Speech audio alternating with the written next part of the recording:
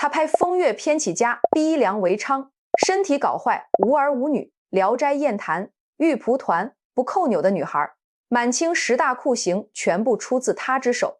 他与金庸、黄沾、倪匡并称为香港4大才子，一生好吃好色，提笔将人生吃喝玩乐写成200多本书籍。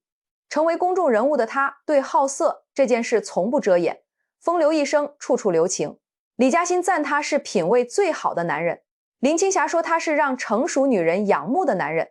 2016年在节目中问他有过多少个女朋友，他微笑着道：1年1个不过分吧，至少有61个。他当过《舌尖上的中国》的美食总顾问，被誉为当代的食神，创立的餐厅连续几年成为大众点评必吃榜。晚年丧偶的他无儿无女，住在香港全海景酒店套房，快乐等死。大家好，我是微笑。今天说的人想必大家也认识，他就是中国作家、美食家、电影监制蔡澜。1990年，香港影院门口排起长龙，观众争相涌入观看一部名为《聊斋艳谈》的电影。这部由蔡澜监制的古装情色片最终豪取1128万港元票房，登顶年度3级片冠军宝座。当记者问蔡澜创作动机时，这位才子叼着雪茄悠然道：夫妻看完很兴奋，我这是在造福人群啊。这个回答如同他监制的电影般直白生猛，揭开了香港影史最活色生香的一页。都说蔡澜配不上香港4大才子的头衔，是个色鬼酒鬼，但是4大才子的其他人却非常羡慕他。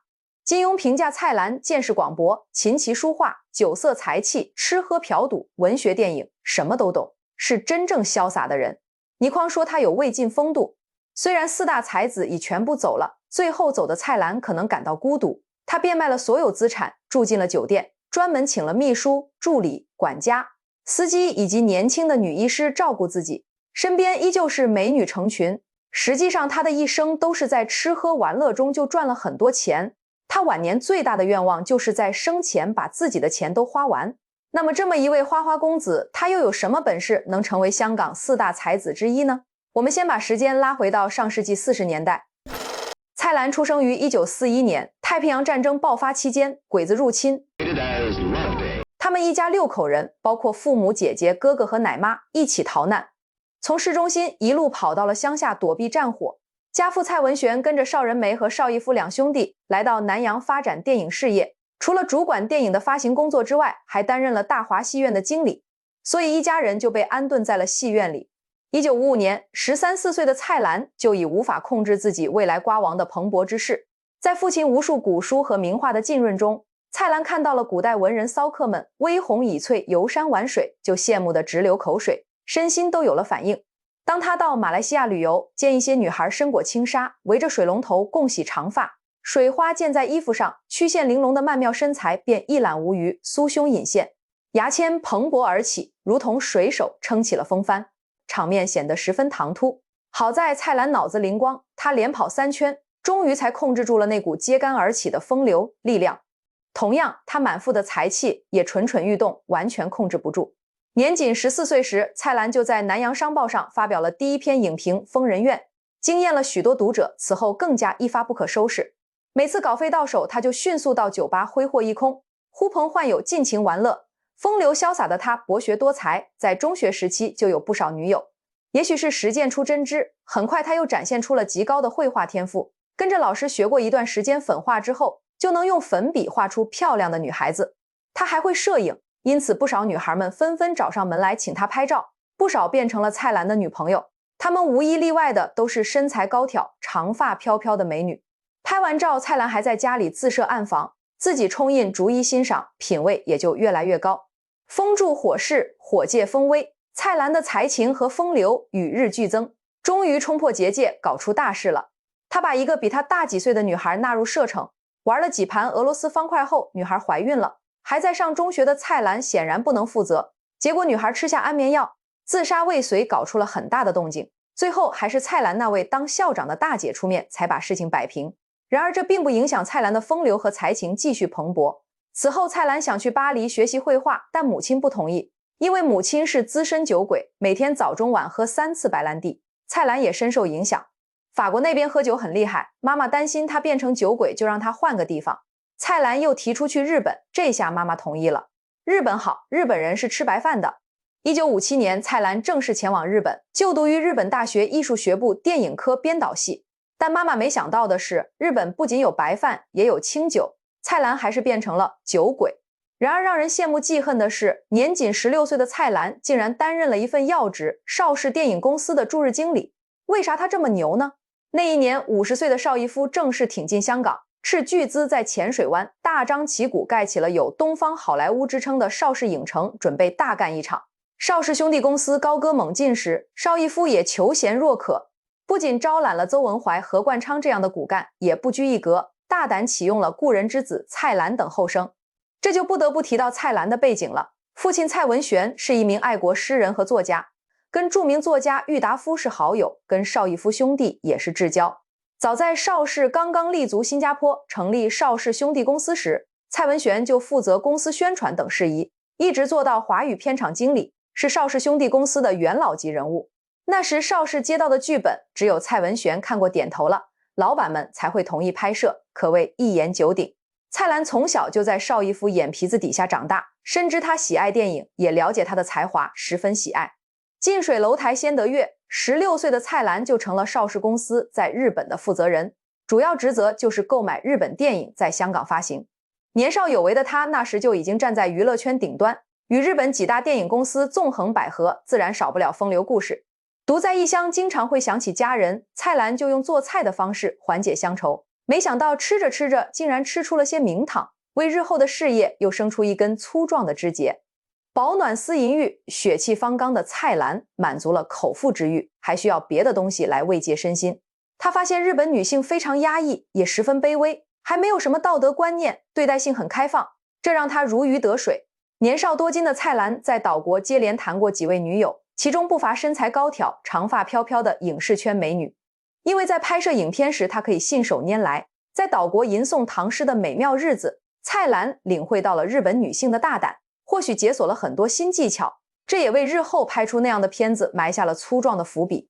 不过最后他念念不忘的是韩国女人的温柔，兴奋放的是日本女人，没有什么道德观念。韩国人很会表现，过瘾的时候，哇，喊遍天下了。他旅行韩国时遇到一位妓生，有次把他带到江边，租艘小艇撑到江中，燃上蜡烛，用穿洞的纸杯当灯罩，那场景就是天上的月亮又大又圆，船上的灯影又摇又晃。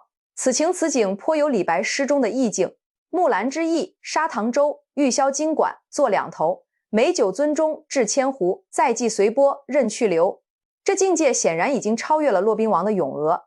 在那期间，因为工作关系，他还和香港很多明星有过接触，有些女明星到日本整容，也都是蔡澜负责安排，他照顾得十分周到。手术完了，还接到家里休养。当然他也很坏，经常讲笑话，害得那些伤口还未痊愈的女星们忍不住发笑，一笑起来就牵动伤口，连连喊疼，倒别有一番风味。风流快活的时光总是短暂的，不久蔡澜又被委以重任。1963年，在日本浪荡5年的蔡澜飞到了香港，在邵氏电影公司总部工作，担任监制。邵逸夫对蔡澜非常宠爱，对导演科班出身的他说道：当导演涉及的范围比较窄，做监制则能学到电影的方方面面。那正是香港电影高速发展的时代，影片只要拍出来就能赚钱。蔡澜每天都忙得昏天暗地，他需要策划拍什么，找哪个编剧来写，请哪些演员演出，还要解决拍摄中遇到的各种问题，以及保障预算、宣传、发行等事项。他很快就学会了掌控全局，逐渐在业内名声大振，有时不到半个月就能完成一部电影。那时《明报》的作家倪匡经常为邵氏编剧，由于工作关系，很快就认识了蔡澜，两人又都爱喝酒，有很多共同的爱好，便臭味相投。张彻导演、王宇主演的《独臂刀》就是倪匡编剧的，该片成为香港第一部票房过100万的影片，也是香港武侠电影的里程碑式作品。王宇一跃成为武侠一哥，脾气也越来越大。1968年拍摄《金燕子》时，王宇正在和林翠谈恋爱，一日不见如隔三秋。一次在日本拍摄时，打国际长途联系不上林翠，他竟然闹着要立马飞回香港。师傅张彻毫无办法，蔡澜眼珠一转，告诉王宇田野里有很多蜻蜓，待他停下来，只要用手指在他眼前不停划圆圈，越划越小，蜻蜓就会被转晕，伸手就能抓住。王宇大侠不信，于是去山里抓了一下午蜻蜓，玩开心了，就不吵着要见林翠了。电影顺利拍摄，大功告成，蔡澜功力可见一斑。1969年，王宇当导演去韩国拍电影《龙虎斗》，开始找的那位韩国监制啥都搞不定，导致费用居高不下不说，还一连数月迟迟不能开机。王宇大发雷霆，邵氏立马派蔡澜救火。蔡澜来后看完剧本，第二天就找来所有道具物资，立马开拍。不仅如此，之后所有人员的饮食起居也被料理得妥妥帖帖，关键是还不贵。王宇等人夜夜笙歌，日日拍戏，进展一日千里。拍摄最后几个镜头时，由于天气变暖，外景雪景没了，众人手足无措。蔡澜让大家放心，连夜让人买了几卡车的白面粉撒了上去，竟然和之前的镜头都能接上天衣无缝。大导演李翰祥都对他赞不绝口，还称他是学贯中英日、情通海陆空的奇人。当然这里也是有故事的，拍过无数风月片的李翰祥，这句话是表扬蔡澜的风流，说蔡澜不仅人长得风流倜傥，还精通中英日等几国语言，以至于那些英法德意日的女朋友们都对他翘首以盼。据说还有一位法国金发姑娘和一位日本女人，为了他还专门到香港的某个寺庙落发为尼。监制的位置位高权重，随时可以和那些漂亮的女人左拥右抱，交流唐诗心得。但蔡澜却能把持住自己，因为他担心女演员拍戏迟到时，撒娇卖萌地讲出原因。哎呦，昨晚制片你搞得我死去活来，我怎么爬得起身呢？所以他不会饥不择食，而是会认真筛选那些不纠缠的聪明女人。就像白居易的诗，花非花，雾非雾，夜半来，天明去，来如春梦几多时，去似朝云无觅处。可见吟唐诗的境界越高，麻烦就越少。万花丛中的蔡澜竟然突然结了婚。在邵氏和台湾公司合作时，负责的蔡澜遇上了台湾的监制张琼文，两人日久生情，加上都爱吃会吃，在家长的施压下终于结婚。但这并不影响他继续风流，因为婚姻制度根本就管不住风流的蔡澜。他甚至说婚姻制度是野蛮的，为什么要死守着一夫一妻呢？而他结婚不过是为了一个承诺，照顾他。而他太太也知道他的脾气，不会和他争吵，如果不这样，他也不会娶她。因此在美女如云的娱乐圈，蔡澜继续寻欢作乐，还带着倪匡兴风作浪，怂恿他在励志出演妓女的电影里客串嫖客，从此一发不可收拾。他和古龙大侠煮酒论英雄，席间自然也少不了美女。1970年43岁的邹文怀出走邵氏，自创嘉禾。29岁的蔡澜接过了制片经理的高位，却发现自己越来越不快乐。蔡澜本质上是个文人，还有点理想，而邵氏走的是商业路线，拍的竟是些快餐作品。有一次他大着胆子向邵逸夫建议，我们一年拍40部戏，40部都赚钱，我们拍一部不赚钱的怎么样？谁知邵逸夫反问，既然能拍40部赚钱的电影，为什么要拍39部赚钱，余下的一部不赚？这席话让蔡澜心如死灰，资本的残酷让人侧目。后来邵氏调整了商业布局，重点转向电视剧的制作，电影在嘉禾的迅猛攻势下逐渐衰落。1977年前后，在邵氏干了20年的蔡澜递交了辞呈，一头钻进了艺术的世界，拜访冯康侯、丁雄泉等名师，赏家画、习书法、学篆刻，玩些高端的玩意儿。很多人不理解这些东西，学了又没啥用，就批评他玩物丧志，他却一笑置之。见识多一点总是好的，哪里是玩物丧志，是玩物养志。蔡澜还会写些文章，一张纸，一支笔，无限自由尽在掌控，无比惬意，比拍赚钱的电影爽多了。那时《明报》是报刊里的扛把子，也是无数文人梦寐以求的地方。好友倪匡为了把蔡澜推销给金庸，便在和金庸吃饭时每次都讲那个叫蔡澜的作家。起初金庸没在意，听了几次后来了兴趣，就问蔡澜是谁。倪匡惊讶地说道，哎呦，文章写得这么好的人，你居然不认得。这下完全吊起了金庸的兴趣。金庸做了3天的调查，然后找到倪匡询问蔡澜的情况，希望他帮忙引荐。倪匡心底发笑，表面却无比镇静，以忙为由故意晾了金大侠3天，这才安排他和蔡澜见面。见面后，金庸确定这是个人才，于是说道，我想请蔡先生替《明报》写点东西，不知道蔡先生有没有时间。就这样不费吹灰之力，蔡澜就成为了《明报》的专栏作者，羡煞了无数香港作家。他把自己的专栏命名为草草不公，但实际上下笔精致，风格类似明朝小品文，每篇都要修改3次，一点也不潦草马虎，读来十分过瘾。而一个偶然的事件却让她成了最早的美食博主。有次父亲来到香港，蔡澜带他吃茶，等很长时间都没有座位，还受到了服务员的冷落。蔡澜越想越气，回家就写了篇文章开骂，没成想发表后收到巨大反响。他挨家挨户的吃，从不吃白食，更不接受红包贿赂，写成一篇篇公正客观的文章，得到吃货们热捧。收集起来就是后来的蔡澜常趣、14、160间、蔡澜谈吃等。而烹饪食物也是蔡澜和妻子张琼文夫妻生活中的重要内容。两人经常一同去选购食材，各自制作，然后相互品尝，一起碰杯。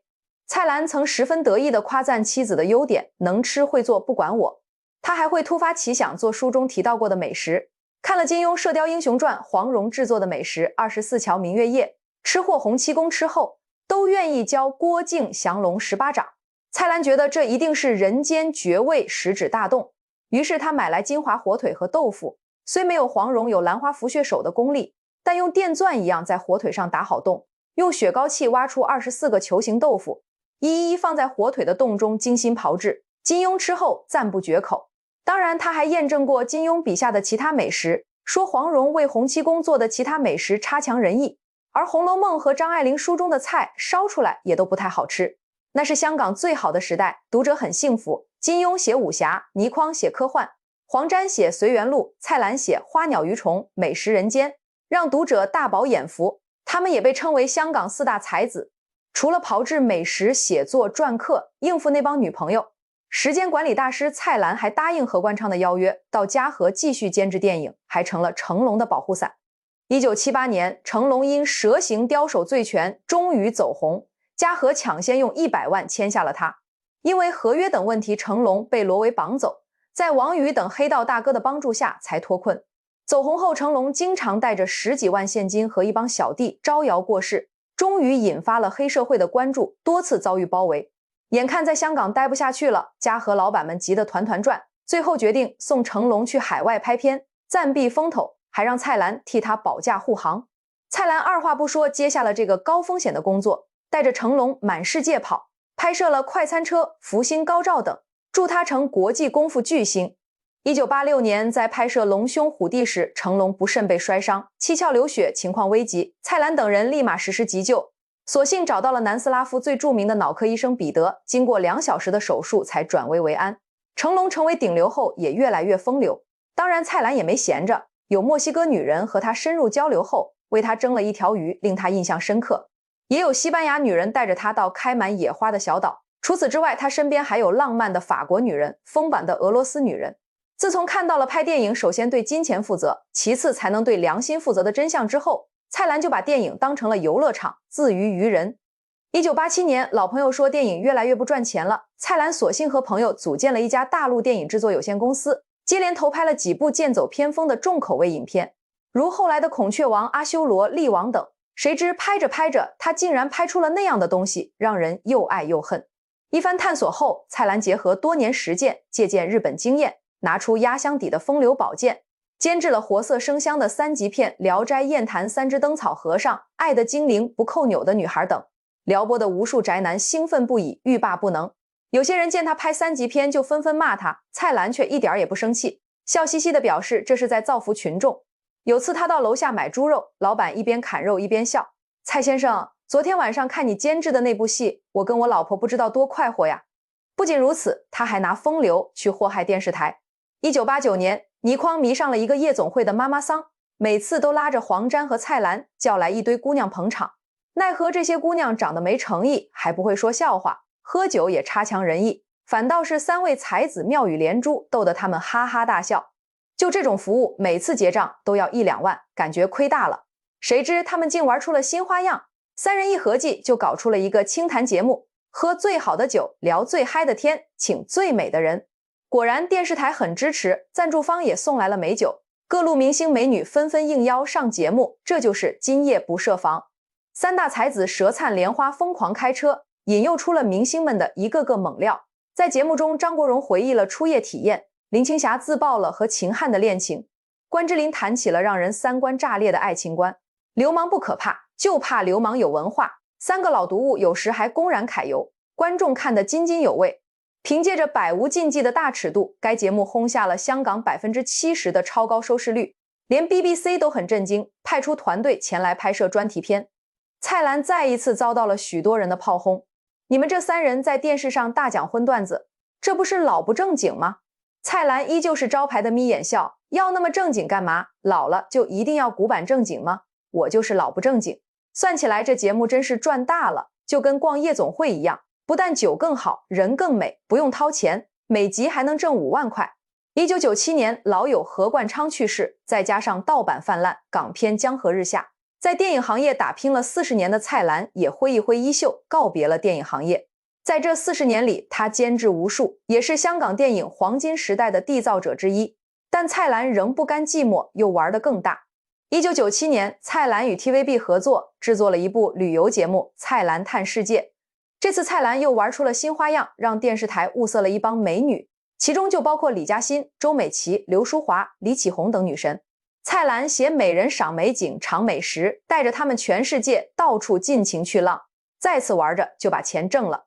由于蔡澜在美食界的赫赫声名，香港九龙以他的名字建立了蔡澜美食坊，只有蔡澜钦点的商家才能够进驻这里。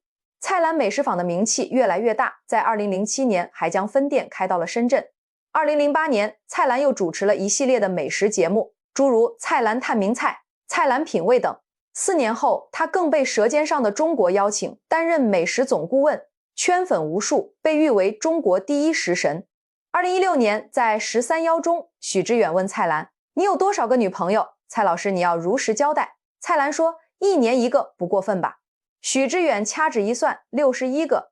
如此风流，堪称瓜王的蔡老师却不急不慢地回答说：“至少吧。”见到高手，许知远赶紧请教如何找女朋友。蔡老师语重心长地说：“交女朋友要练习啊，不是说马上就能交到的。怎么练习呢？丑的照杀，杀久了以后你就成了专家，漂亮的也就跟着来了。丑的照杀，杀久了以后你就成为专家。那漂亮的跟着来了。”许知远问他还有什么心愿未了，75岁的蔡澜笑着说道：“我还有许多女朋友没有交啊。”虽然一生风流潇洒玩世不恭，但蔡澜各方面的成就都是常人难以企及的。不仅在香港电影史上留下了粗壮的一笔，还出版了几百本书，文章别具一格，妙趣横生。而书法、篆刻等方面也颇有造诣，堪称一流。金庸先生说，蔡澜见识广博，琴棋书画、酒色财气、吃喝嫖赌、文学电影什么都懂，于电影、诗词、书法、金石、饮食之道，更可说是第一流的通达。时间来到2022年，老友黄沾和金庸已经离世，倪匡也走了，可80岁的蔡澜仍然风流潇洒，生龙活虎，还在微博等平台常与粉丝互动。恰如金庸笔下的老顽童倪匡大侠这样评价他：虽未尽风流，犹不及。大意是说蔡澜这样的风流才子是个妙人，是未尽风流的真风流，不能以常人视之。2025年6月25日，他在亲友的陪同下安然离世，享年83岁。临终前吩咐，为免打扰亲朋，不设任何仪式。他的人生似乎真的没有留下任何遗憾。后来娱乐圈里有些人既无蔡澜之才，更无蔡澜之量，却偏要牙牙学语，结果真风流没学到，下流倒是学得炉火纯青，终于把自己搞成了谦谦君子。好了，本期内容到这里就结束了，我是微笑，感谢你的观看，我们下期见。